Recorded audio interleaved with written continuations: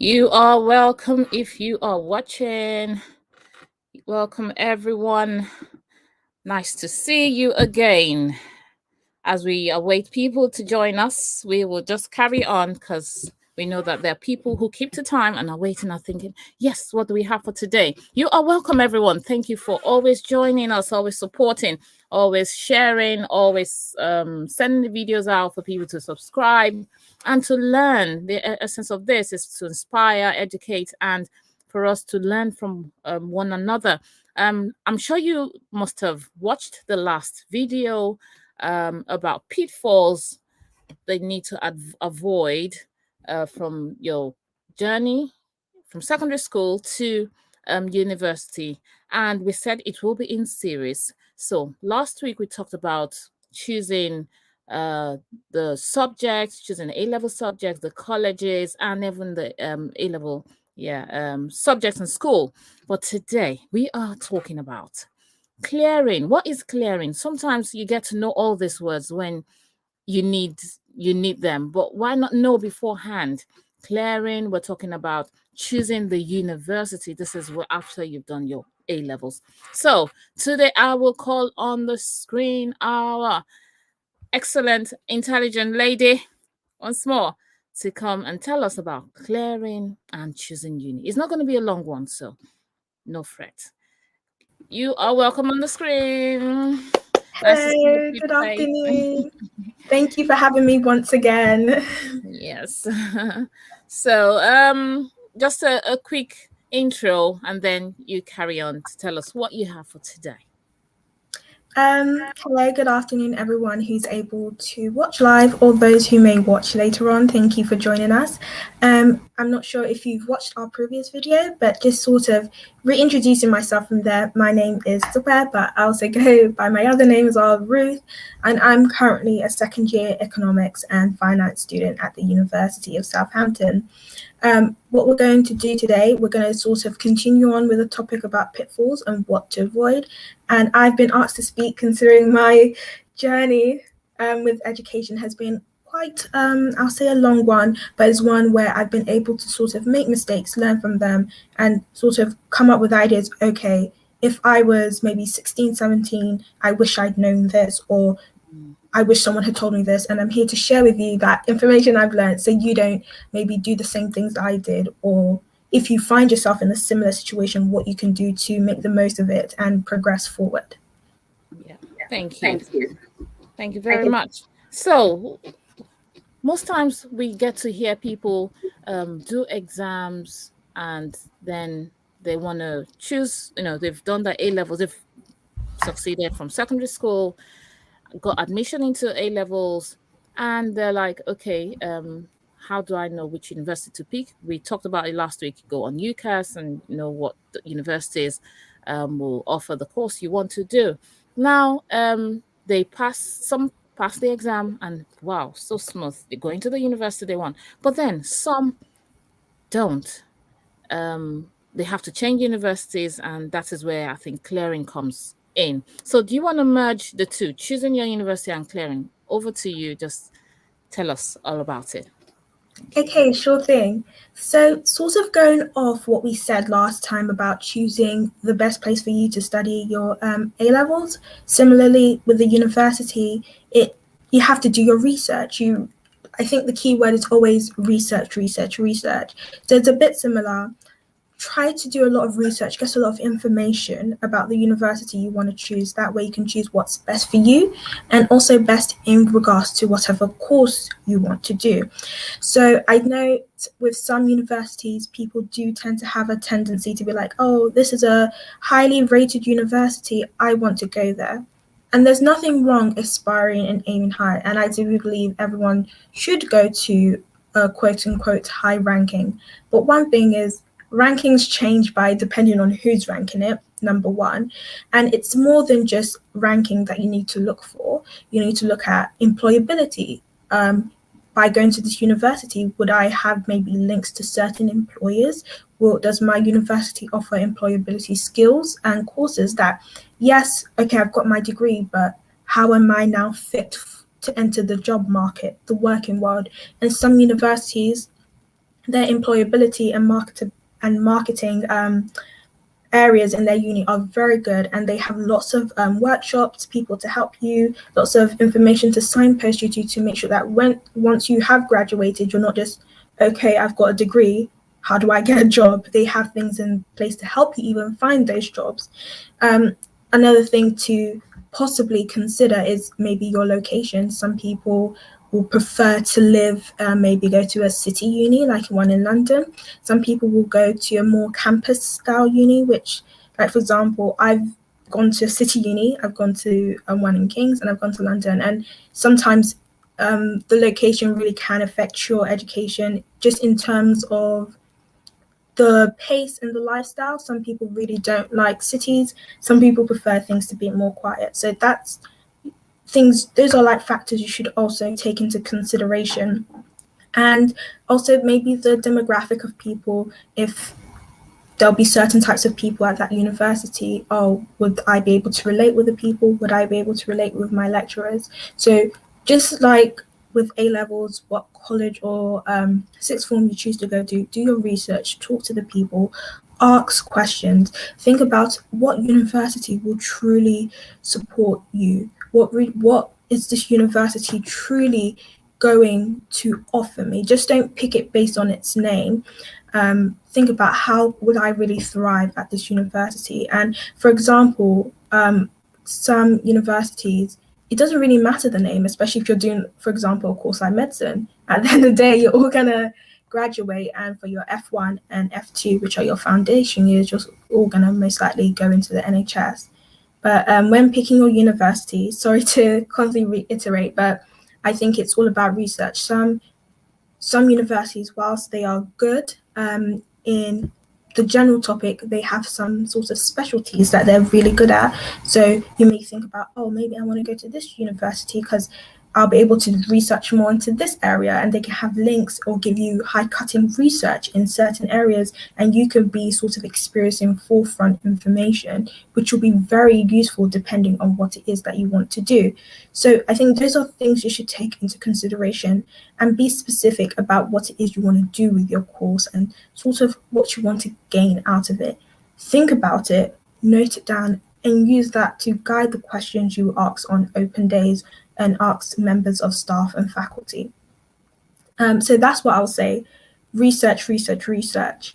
And linking that into clearing.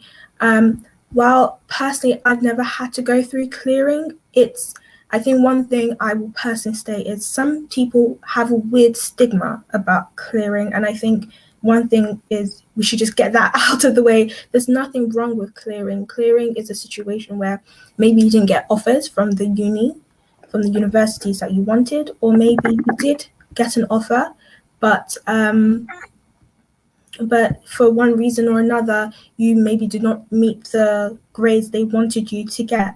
So what clearing is you'll go through a process of contacting several universities, saying, this is what I got. Is there still space, gap on your course? Will I still be able to join and participate? And what clearing does is, and also this links back to what I said last time about having a good, whatever college or sixth form you go to, make sure that their career guidance people are very good, because they will sort of help you through this whole clearing process as well. And what it is that you will just go through, say, okay, this is the course I want to study. Can I get in? Is there space? This are my grades. Some unis are quite flexible. They'll be like, yes, sure thing, this is fine enough. And then you go through the whole process, and they'll lead you in how to sort of send your details in and what you may have to do in terms of accommodation. Some universities may not offer certain courses or spaces through clearing. That may be because they had to maybe take entrance exams, you had to take supplementary exams or tests before you can even get an offer from the course. So not every university has a spot on clearing, and not every course has a spot in clearing, depending on the university it is. So I think the thing about clearing is knowing that it's there, it's available for you in case things may not go to plan. And I think what I like about clearing is some people, going back to the stigma, some people have a stigma about it, but I know people who did brilliantly at GCSE, amazing at A levels, far better than I did, but they did not even get an offer and had to use clearing. And even when they went through clearing, they went to quite a good rated university, and they finished amazing, came out with a job, had a job offer even before they left university, but she was able to get onto that position, that course, through clearing. So Also, I think sorry, just to cut you there. Sorry about that.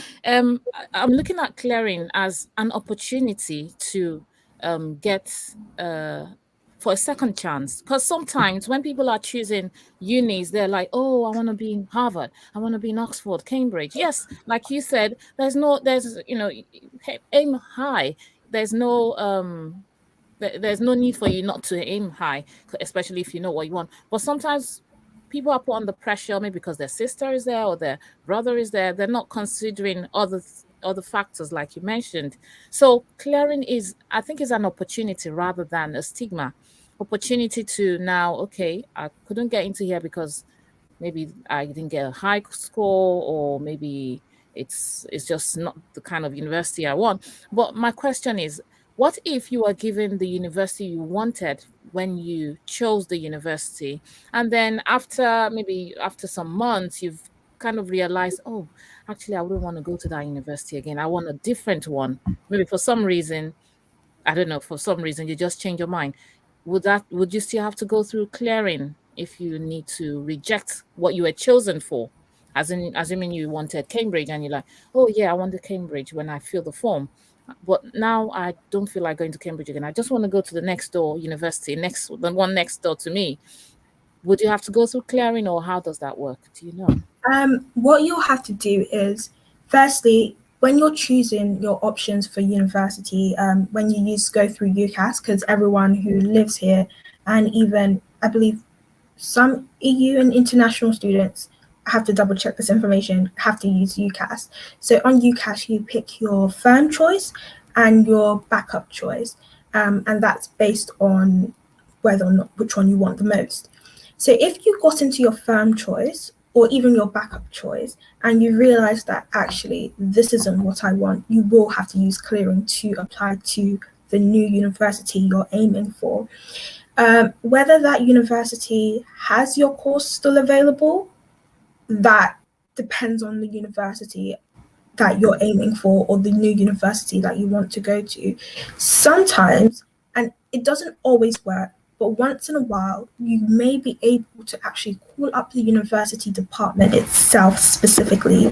And if you had mitigating circumstances, or there was a reason why at the very last minute you're really changing your mind, and you sort of, let's say, tick box all their criteria that you should get in, it might be worth a chance actually physically calling them up, explaining your situation, and having them sort of look over your application. I'm assuming this will be after results day. Around this time, a lot of places will be quite busy.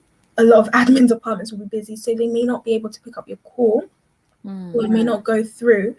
But I think that is always worth a shot. But what you will have to do is you will have to go through clearing. So I think also clearing is also used for when you've missed the deadlines for certain applications, and for certain unis even up until, I want to say, October, late October, sometimes November, depending on the university and the course, you can still actually apply to join that course if they have it available.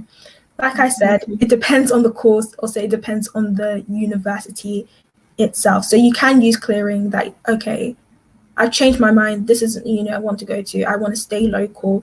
You can call up your local university and try and go through clearing, or if you're really hitting lots of stone walls and you're like, this isn't what I really want, I'm not getting anywhere, it will not hurt to actually call up the specific university yourself. Okay. Thank you very much. So thank you very much. You've explained it, what clearing is and why it is necessary. Before I ask you this question on the screen, please could you explain the process of clearing? For example, someone has done an A levels and they haven't been chosen to the university they want. What do you need to do? But before then, I just want to thank those who are online, those who are watching. Thank you for joining us today to talk about this topic, because we know that this is a topic where people just find themselves in it because they haven't heard anything about it before. And we are kind of creating an awareness so that when people are writing exams, they know, oh, what steps do I need to take if this happens, if that happens, or if it goes smoothly, very well done, good. But if it doesn't, what do you need to do? That is what we don't want people panicking because, oh, they haven't made one score or one thing or the other. And so please write your questions in the comment down below, share the video, and Miss Bolariwa will be able to answer your questions. Thank you very much. So yes, could you please answer the question? Why please could you explain the process? Someone gets their results, from when they get their results, could you please explain? Thank you. Okay, so from results day, when you'll sort of get a notification based on whether or not you've got into your firm choice or your backup choice. If you didn't get into either, what you'll do is wait for clearing to open. Once clearing open, it's, I'll say, a similar process to applying to university as you had to do the first time. And what you'll do is you'll just follow the steps, sign in. You should have your UCAS login and everything ready with you. Sign in, and then you'll go through what courses are still open, what courses are still available through clearing, and you'll apply to those and see and hear and wait back and see if the university will take you based on your results. And I believe they may also have access to your personal statement as well. Or you may have to zhuzh it up a bit. I'm not 100% sure. What I would say is, if you haven't gotten the results that you want through clearing in first place and you want to go through clearing, it's not a very long process.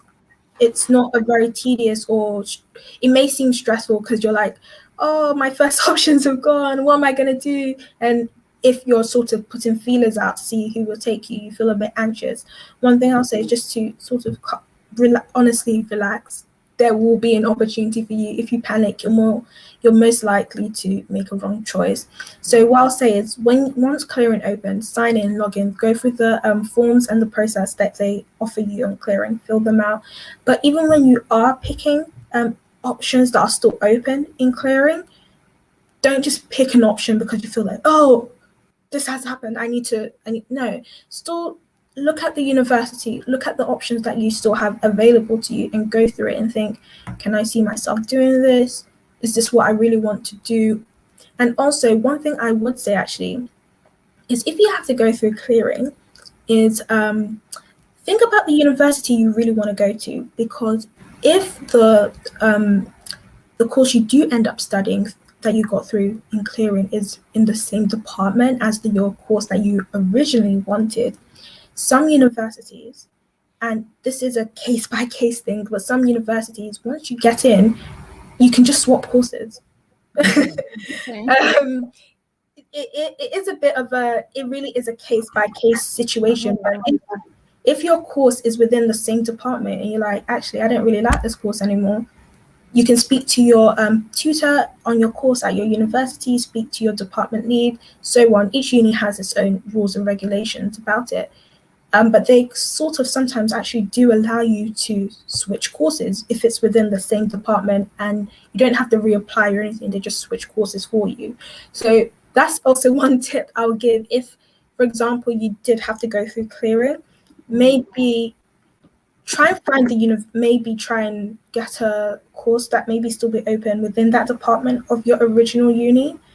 Like I said, it is a case by case situation, so it's not applicable to every course, every university, every circumstances. But most of the time, within the same department, especially if it's first semester, first year, they allow you to sort of majority of the time just sort of jump over and switch, especially if it's related courses or slightly similar courses, and they allow you to switch without you having to reapply. And some unis also, it's very, very, very rare, but some unis may even allow you to switch schools of study. So you may have started off doing I don't know, physics or something, and you want to switch to something completely else. Depending on the school, depending on the uni, they may also, depending on your grades, they may allow you to just switch over the schools. Okay. Very rare, but it could happen. So I'll say take that into account also when you're choosing clearing, because sometimes people go through a course in clearing, and then you can easily switch over into what you find a bit more palatable. That can also help. Okay, great. Thank you. That's wonderful. So clearing has to do with either switching or changing your course or changing a uni. So it's not just about, oh, I must do this course, and so this Yeah. uni is not, no, I've not been chosen here, so I need to look for another uni. You could Yeah. actually, if you have not been chosen for that course, still within that uni, choose a different course if that's the uni you want. So I think it's about weighing your priorities and what you really want. Okay, so thank you very much. So it's good to know that it's not the end of life if life happens. When I say life happens, like you didn't get the grades you wanted and you worked hard for it. Don't kill yourself, don't panic, don't go depressed. There is still a way out. Okay, thank you. That's good to know. Is there anything else you want to say while we round up? Because I know we've spent 22 minutes already. Yeah. And I know people will be like, oh, I have more questions. So please, if you have questions, put it down below. Even if you're watching after we have ended the live broadcast, you can still put your questions down below and Ruth will answer them. Thank you. So, any last words for our people? I will say now is a great time just to, a bit similarly to what I said last time, just to familiarize yourself with the UCAS websites, with just like sort of toggle around, just sort of see what it is. And I'll say in regards to, like I said, research in regards to choosing your uni and your course. But I'll say specifically with clearing, please try to go to a college or a sixth form that has a good career support so they can help you through the whole clearing process if that does happen to you. Also, I'll say it's fail to plan to fail. I'm not saying, obviously, if you've got an offer, fantastic, congratulations. But even before that, think of what you'll do if things were not to go to plan. I think it's always just think ahead of the worst case scenario and just sort of mentally fortify yourself just in case of anything. I think that's all I'll say. But always double check, because UCAS is always updating its website, giving you new information as it's relevant. So even if whatever I'm saying to you now, always go back on UCAS, also look at the specific uni websites and always double check, because sometimes things are changing quite quickly, and just don't take information as, oh yeah, that's it. Always go back and double check the information that you've been given. That's what I'll also say. Oh, thank you. That was so helpful. Thank you very much. I really appreciate your time here and educating us, because some people may not need it themselves, but they know people who need this information. So if you don't know, there's no way to advise or help someone, support someone through it when they're going through it. So now we know. Thank you very much. So this is the end of today's series on pitfalls to avoid on your journey from secondary to university. Next week, we will be talking about gap year and apprenticeship. So please connect next week, Saturday, on the next topic in this series. And I hope you invite someone. I'll put the notice closer to the time so everyone can link up. And the way you wouldn't miss this series is if you subscribe, because then you get a notification. Subscribe, get a notification, put on your notification bell, and you will get the notification when we are coming on live. Thank you very much, Ruth Bolanwa. Thank you, and God bless you for sharing your knowledge with us. Amen. Thank you. Thank you for having me. Thank you. Thank you very much. So, viewers, you've heard it all from her. Next week, we're talking about next week, we're talking about clearing, and we're talking about apprenticeship.